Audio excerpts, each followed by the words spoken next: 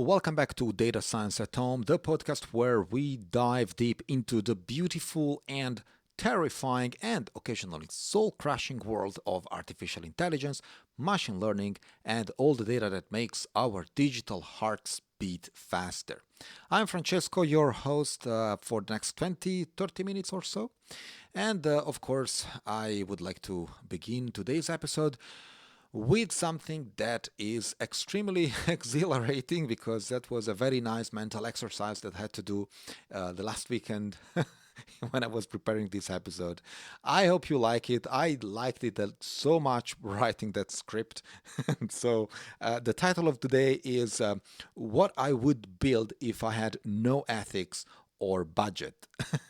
And yeah, of course, I can hear already my lawyer having a heart attack in the distance because the things I'm going to say today are quite dangerous and disturbing.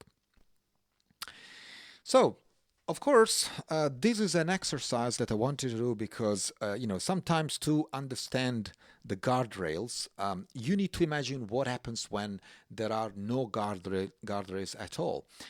So, as I said, don't judge me. Don't go to the police.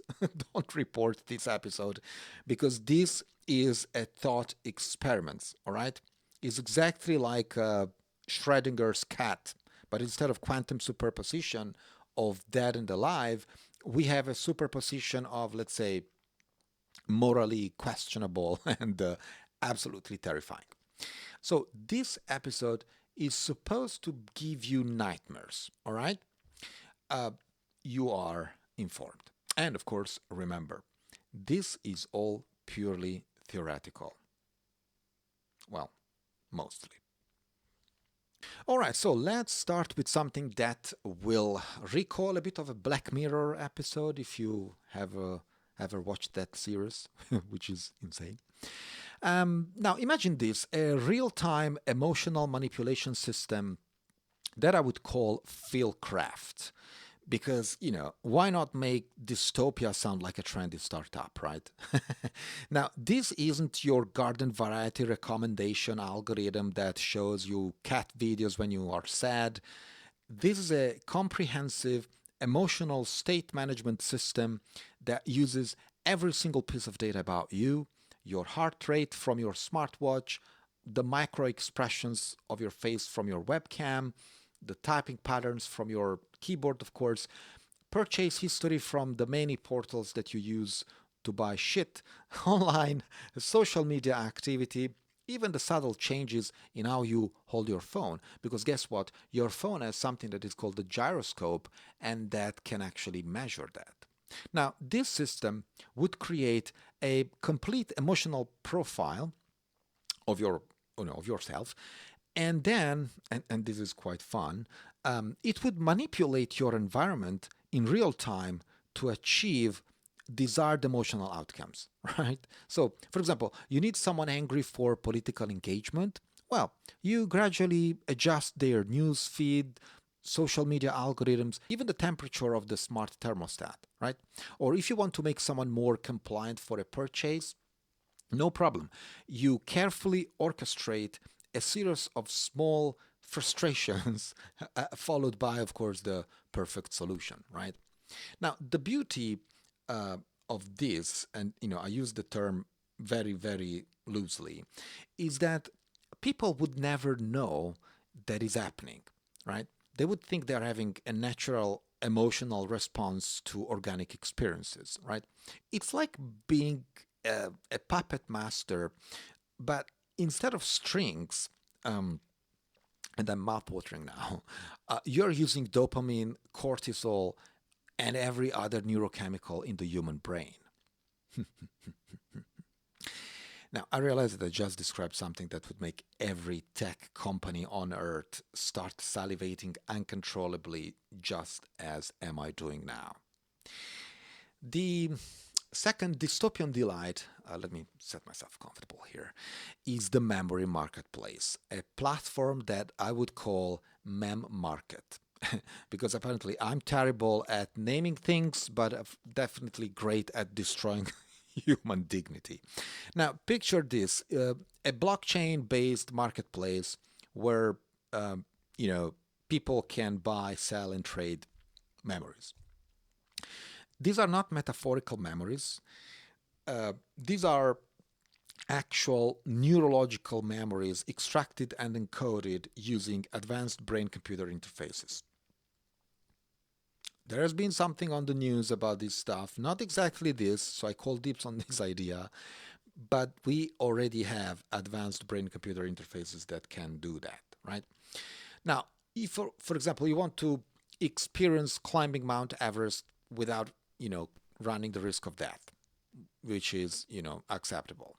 What you can do is buying the memory from someone who actually did it. You failed your calculus exam, no problem. You can purchase the mathematical knowledge directly from someone who aced MIT. Art broken from a breakup, no problem. You can sell those painful memories to someone who's writing a romance novel and who needs authentic emotional reference material. Now, here's where it gets even more interesting, in my opinion, because there can be impressive economic implications of this, right? For example, rich people could, literally buy their way out of trauma, while poor people could sell their most precious moments for cash. A mother's memory of her child's first steps become a commodity. A war veteran's traumatic experiences become someone else's empathy training module. You get the point, right? So the system would create a new class divide, not just between the haves and have-nots, but between those who own their own experiences and those who are, just renting someone else's life. Of course, as all platforms, we can gamify it, right?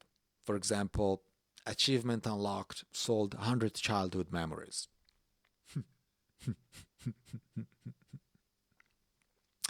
Our third nightmare, let me introduce you to the Pre-Crime Analytics Pro. I'm definitely stealing this from Minority Report because, Philip Dick wasn't paranoid enough. This system would use every available data source to calculate real-time probability scores for every person committing any type of crime, violation, or socially undesirable behavior. Your browsing history, financial transactions, social connections, location data, biometric information, even the way you walk or talk, all fed into this massive neural network that spits out probability percentages.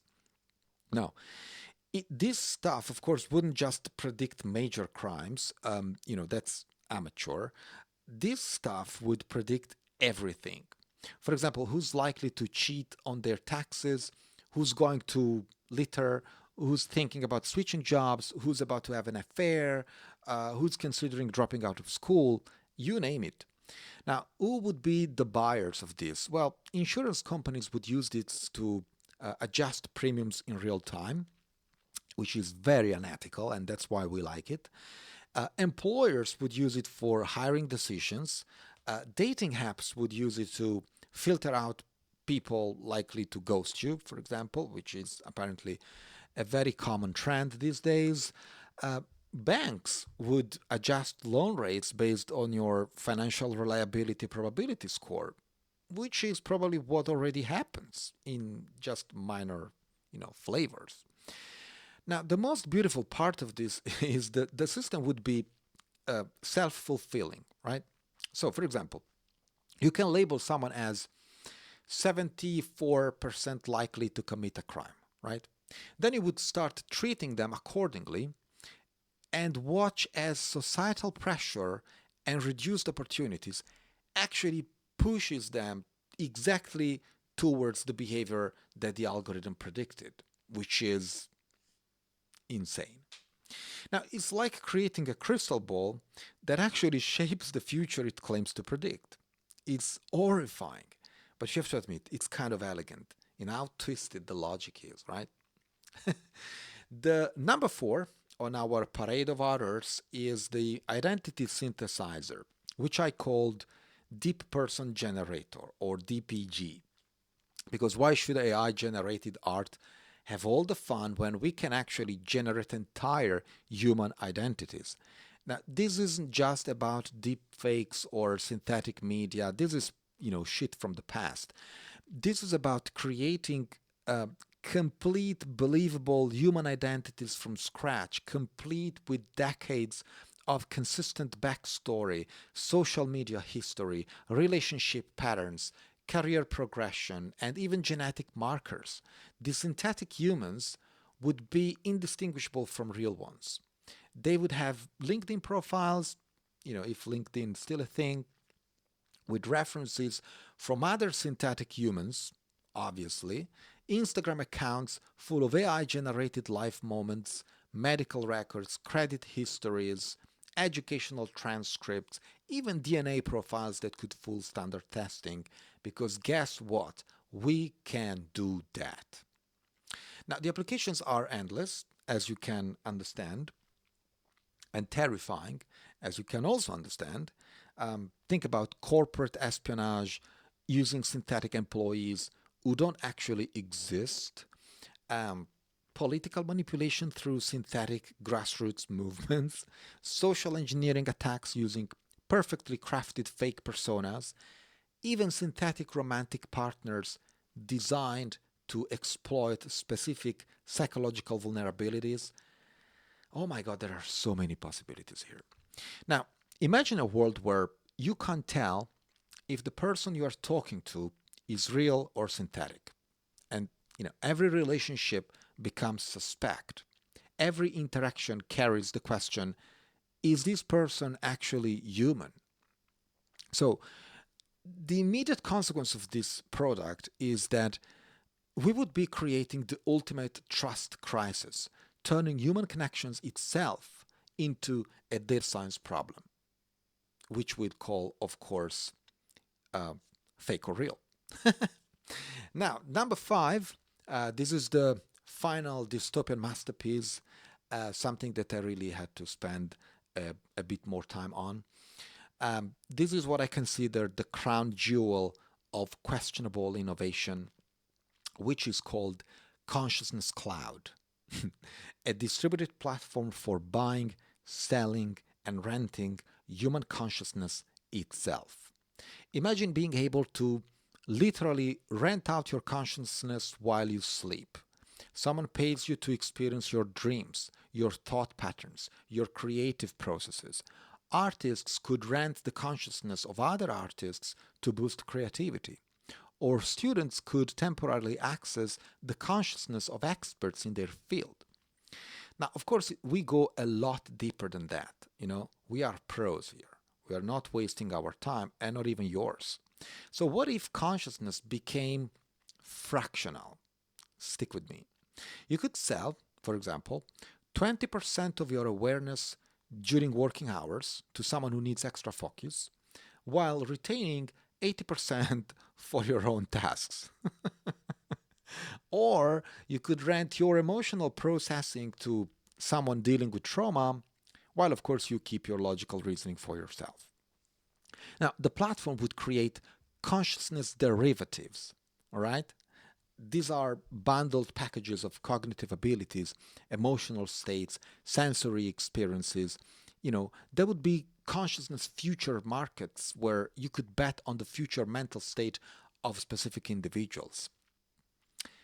And now, here's the ultimate question that, would keep philosophers awake at night, and not only them. If someone else is experiencing your consciousness, are you still you? If your awareness is distributed across multiple platforms, where does you actually exist? So, there you have it, folks. Five dystopian dreams that would make even the most ethically flexible tech executive think twice before hitting the fund this project button. From emotional puppet strings to consciousness derivatives, we have taken a delightful dark tour through the land of what if we just, well, didn't care about the consequences. Now, of course, before you start building doomsday bunkers or writing very strongly worded letters to your local AI ethics committee, and very likely mentioning this episode and this show in particular, I want to tell you that, as I said, these are thought experiments. They're meant to help us understand what we are protecting against when we talk about AI ethics and responsible development. Because here's the thing, every single one of these nightmare scenarios is technically feasible with current or very near future technology. The only thing that is stopping them isn't actually technical limitation. It's the combination of ethical guidelines, regulatory frameworks, and I would say something that we are lacking these days, which is human decency. But of course, understanding these dark possibilities, uh, I hope this episode was fun enough for you to understand with a very dark concept. But, this helps us build better guardrails. That's the whole purpose of this episode. Create more robust ethical frameworks and maybe develop AI systems that actually enhance humanity instead of exploiting it, which, in my personal opinion, it's exactly what is happening today. Now, I have to admit, if someone actually built that memory marketplace, I've got a few embarrassing college memories that I'd love to sell, and the price is negotiable. This has been Francesco with another episode of Data Science at Home. If this episode gave you nightmares, well, that was exactly the point. But of course, if it gave you startup ideas, I highly recommend that you seek professional help, and sooner than later. Remember to subscribe, because if you want to subscribe, there's no subscription button at all. You just hit datascienceatom.com and you start listening, or find the links to Apple Podcasts, Spotify, Discord, and of course our newsletter on Substack.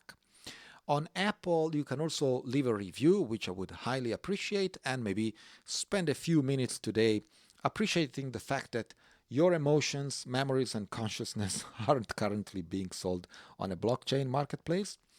Until next time, and keep your data close, but of course your ethics even closer. You're going to need that. Speak with you soon. Bye bye.